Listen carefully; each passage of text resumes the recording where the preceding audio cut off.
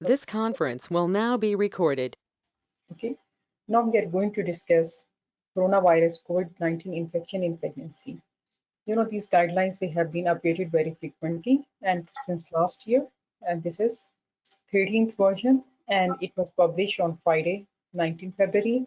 So actually you have to keep a track of the changes. Why? Because anything which is changed till 1 month before your exam, you should be knowing about it. Okay. So as we know, this COVID-19 infection, it is like a SARS virus infection, and it has like caused many problems worldwide. It has caused like many deaths, and we are concerned about it because we just need to see that what effects the mother and the baby can have. So there are different things. Why we are concerned? We are concerned because the pregnancy is considered an immunosuppressive disease. Why it is so? Because the immune system is just toned down. Otherwise, the woman is going to reject the pregnancy, the fetus, and then the baby cannot grow like that. That is the point. Okay. So usually the signs and symptoms of this infection, they are very non-specific, right? Like in women, they can feel tired, okay, and they can have uh, mild cough, they can just experience fatigue, they can run low grade fever, or sometimes they can become symptomatic also, like they have respiratory problems. So basically they are going to have any flu like illness like that. So we first of all we need to reassure the women that most of the women, they are going to do very well. So if they have had some significant exposure, in that case, we are going to put them in quarantine, and we will tell them that if they have any problem, if something changes in their behavior, in their body, in their physical condition, then they need to come to the hospital. Otherwise, they will just stay at home. They will eat and drink as they like, and if they develop vomiting, they run high grade fever, then they need to come to the hospital like that. So antenatal care during the COVID pandemic, the many things they have moved to online telemedicine. Why? Because it was like the houses. We knew that if they have come in contact with someone, still we told them that they should be in self-isolation. Like for the individuals, like we advise the same thing for the individuals and for the other households. And we said that these are social bubbles. We created them. So they were told that if they are feeling good, they have no problems, they don't have to come to the hospital. But now with the invent of vaccinations and everything, then they can come. And some appointments, they were offered in person also, like in the high risk population. But in the low risk women, like they were asked that if they have any problems, like they cannot come to the hospital due to the local lockdowns, no problem at all. And unless they feel some change in the behavior, or they are like they have other problems, like on the telephone, the appointments they were held. Social media has been used extensively, and in sensitive issues like in cases of domestic violence, because we know the incidence of domestic violence has increased during the pandemic time. Then the sexual and the psychological abuse, psychiatric illness, and the people who were using the drugs. Here, we have to see that the privacy of the patients, it should not be disclosed regarding sensitive information. The same principles they apply like that. Otherwise, we were using the same care pathway as recommended by the NICE guideline. So then the point is that units, there should be a system who should identify and follow up the women who have missed opportunity appointments. Then the staff, they should ask them, they should be in touch with them, and if something is detected, then it should be like followed up properly like that. So then the point is that we need to tell our patients that their initial birth plan and everything is going to be in place. Don't have to use anything, and the women, they should come to the hospital if really some emergency arises. And if they're coming to the hospital, then what we have to do? We have to provide them like the virtual, you know, virtual, safe, and effective consultation. So we were essentially doing everything like we used to do before and nothing else. If these things were detected, then we had to do the needful, okay?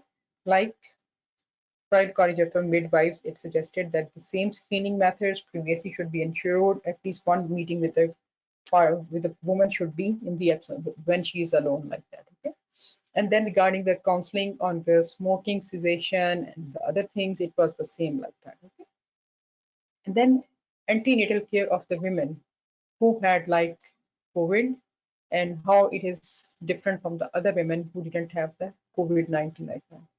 So basically, we told them right from the start that if they are becoming like symptomatic, they are developing any other problems, or they have like for certain patients, we had to like bring them out of the house like that.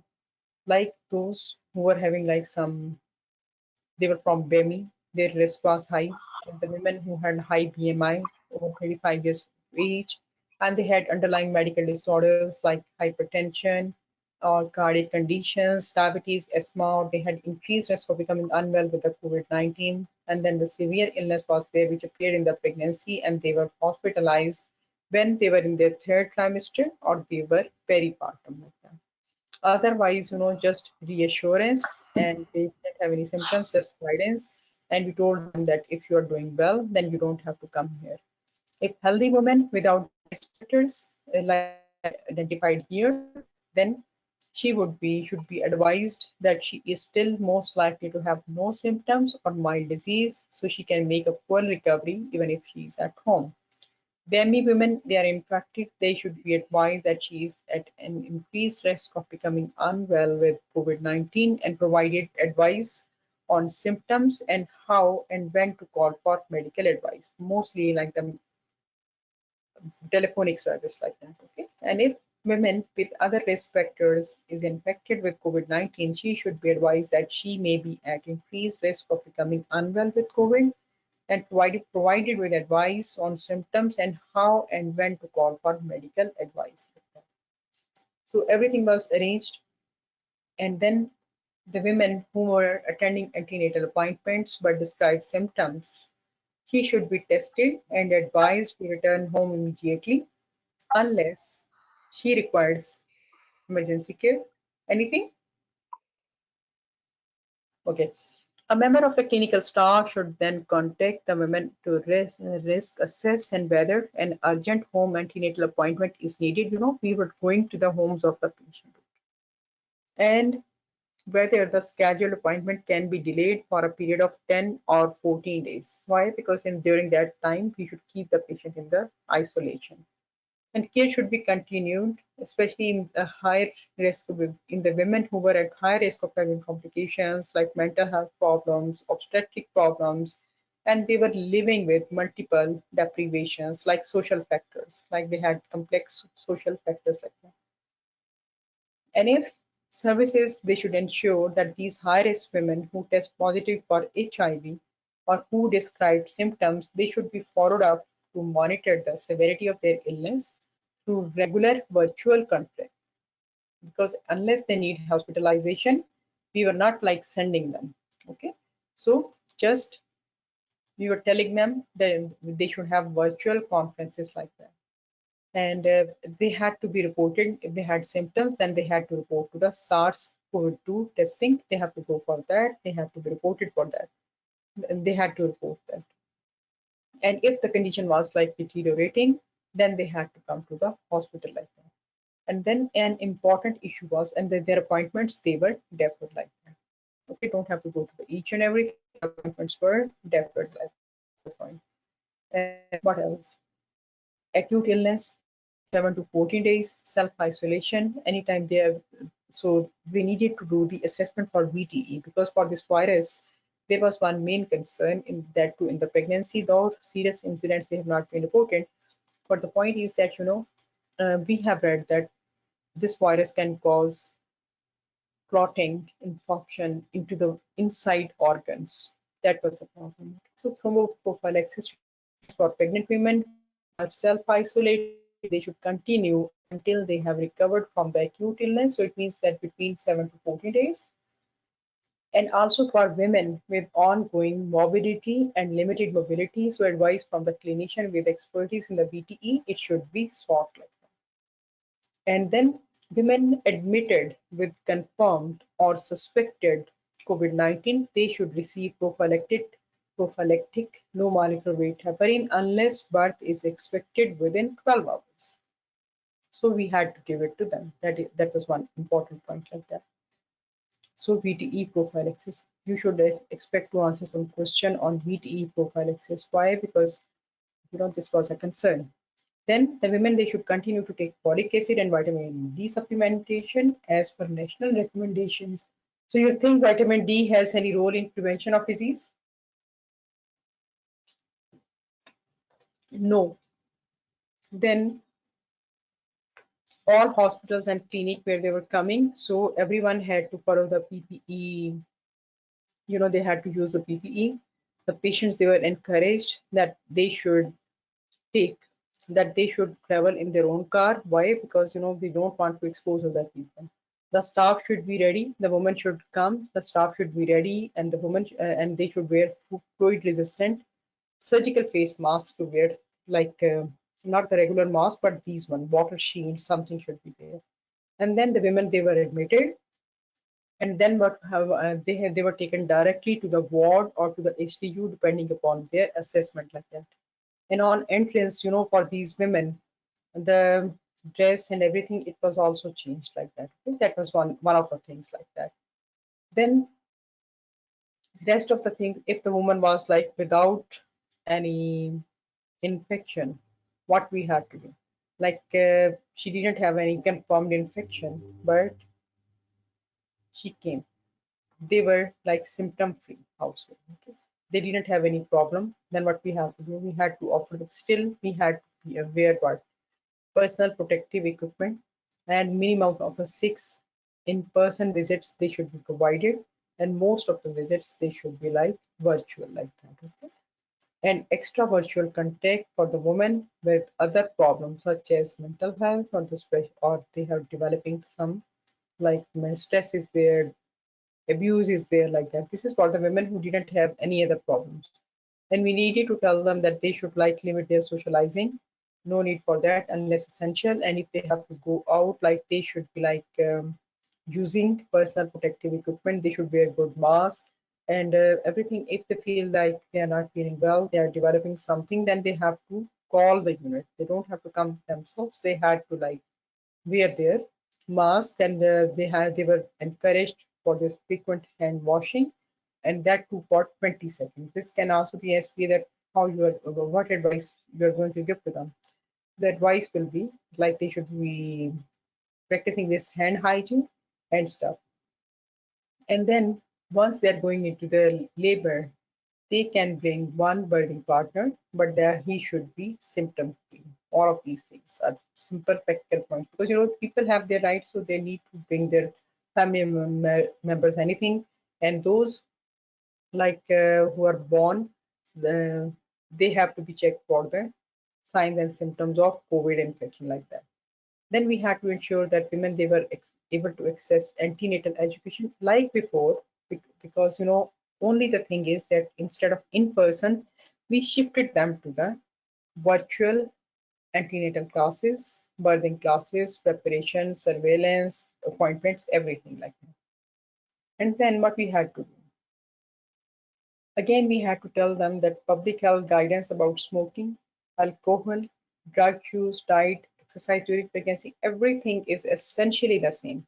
The testing, everything was the same, but only person-to-person contact was compromised. So they were encouraged to arrange this virtual meetings, and the number of visits we reduced to 6 virtual visits.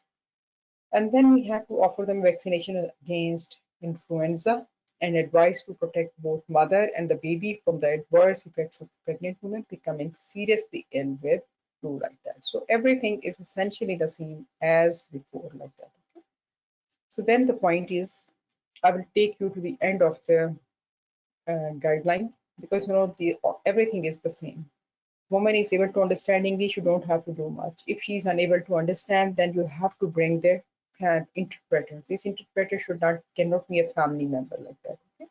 You have to check them for the carbon monoxide testing of all pregnant women. It should be undertaken if it is safe to do that. Why do we want to do that? Because we want to advise them against smoking like that, because it is going to compromise their effect. Everyone is going to get the folic acid and the vitamin D supplementation, because there is deficiency of all of these things, folic acid for neuroprotection, and then for protection against the congenital abnormalities, and vitamin D because there is, this is epidemic, there is deficiency of everything of this vitamin D, so they can develop these bone problems and the stuff like that. So everything is essentially the same. They didn't change anything here, but then there are two appendixes which I think that you should be covering. Rest of the things are essentially the same. Even when the woman thinks that she is in labor, then what we have to do? We have to assess them. Like the staff should be wearing this personal protective equipment. The woman should also come to the ER. The staff, the headdress should be changed, and then she should be taken to the. We have to see that she's in labor or she's not, like that. So if she's in labor, then we will see that is it possible to admit her. So we will see the patient, we will tell her that she should come in her own personal car, like that. If she's in labor, you are going to admit her. Otherwise, you will just see them and return them and guide them that they will go back. Okay. And the cesarean section, there are specific indications like obstetric indications, and there are certain other indications also. But at the time of admission, we are required to inform the anesthetist and the staff. So the patient has come to you like with, this is appendix 5, like telephone triage. We were supposed to do everything, like on the telephonic interview, we had to see that were these women symptomatic, like they were short of breath, and then they have difficulty containing short sentences, they were coughing blood, and they had to stop when they were talking. They couldn't complete the sentences, and they had to gasp. They were gasping for air, and they had they were coughing up blood. Hemoptysis was there. There was pain or pressure like feeling on the chest, and other than with the coughing, and then they were unable to keep any fluids down, any liquids down due to vomiting, and they thought that they were less responsive than before. So it means symptoms were present. So they were asked to attend the maternity assessment at that. When they had none of these symptoms, but they had other risk factors like age more than 35, old, BMI more than 30, then women of the BEMI community, then the considerability prophylaxis assessment in the score. This is as per the guidelines before 37A and B. We will talk about them.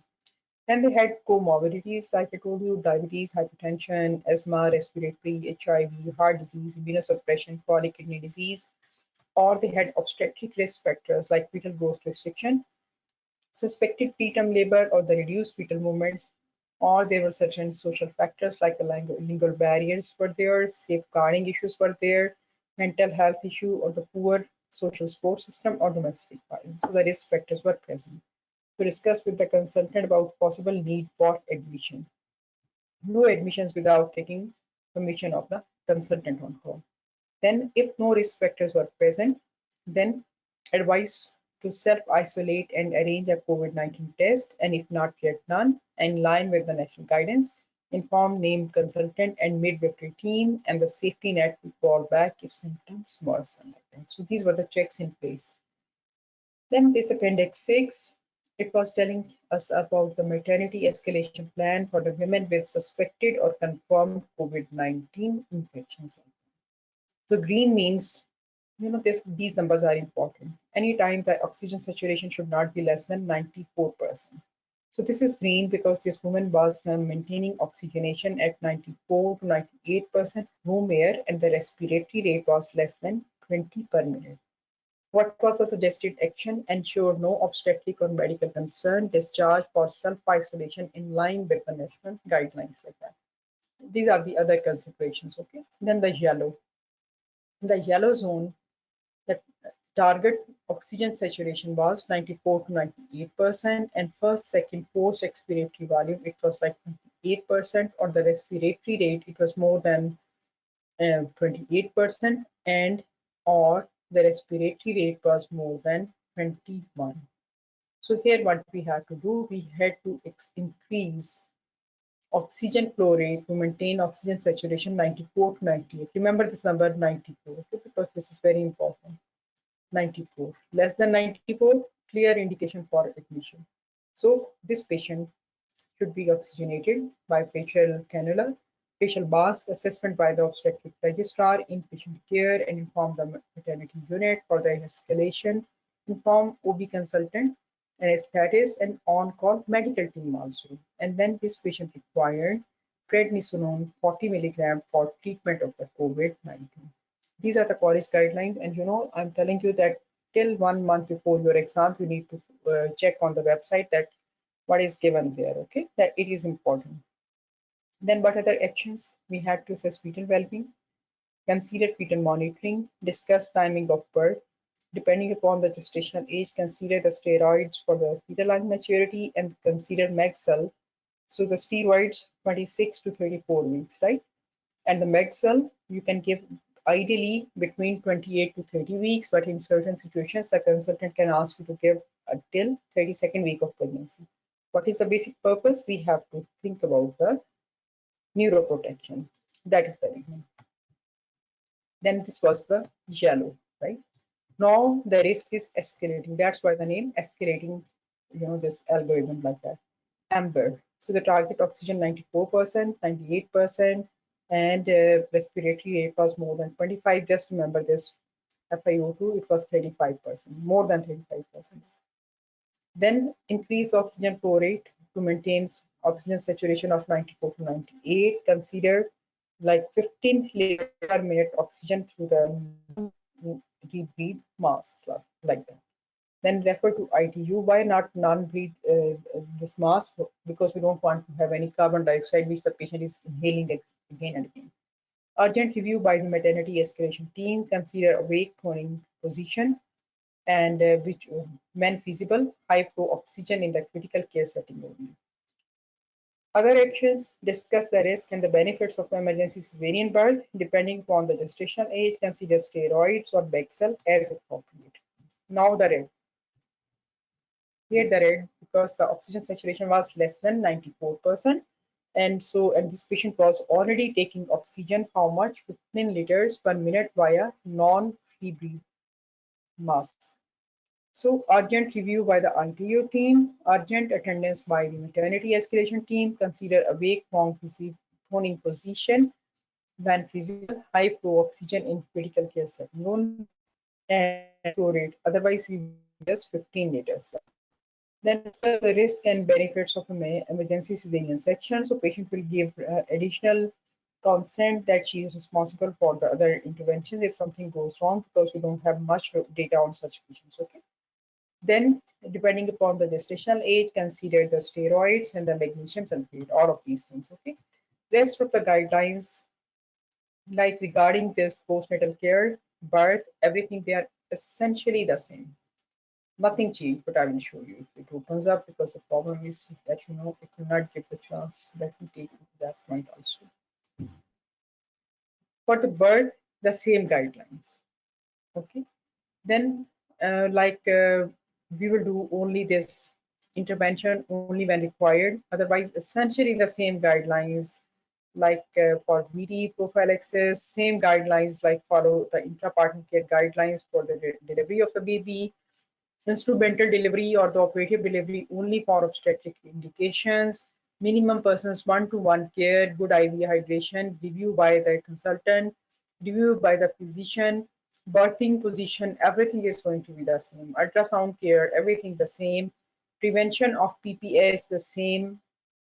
Like you're going to give all drugs without anything, only a few things you need to remember. Like when your patient had this COVID infection and she was like thought to be in labor, at that time, you had to give the sportive therapy in the form of IV fluids, and then like normal saline. And then for the pain control, we had to give only like for the symptoms of headache. And then headache was one concern. Second thing was if they were running a fever. Important for you to remember that we are not supposed to give them Brufen, non-steroidal anti-inflammatory drugs. Why? Because why? Because they are going to hamper the anti-inflammatory process. They will impair the fighting immunity of the body, so we don't have to give them. Then remember that once he's in labor, we will shift them to the LDU. We have to offer continuous electronic fetal monitoring using the CTG.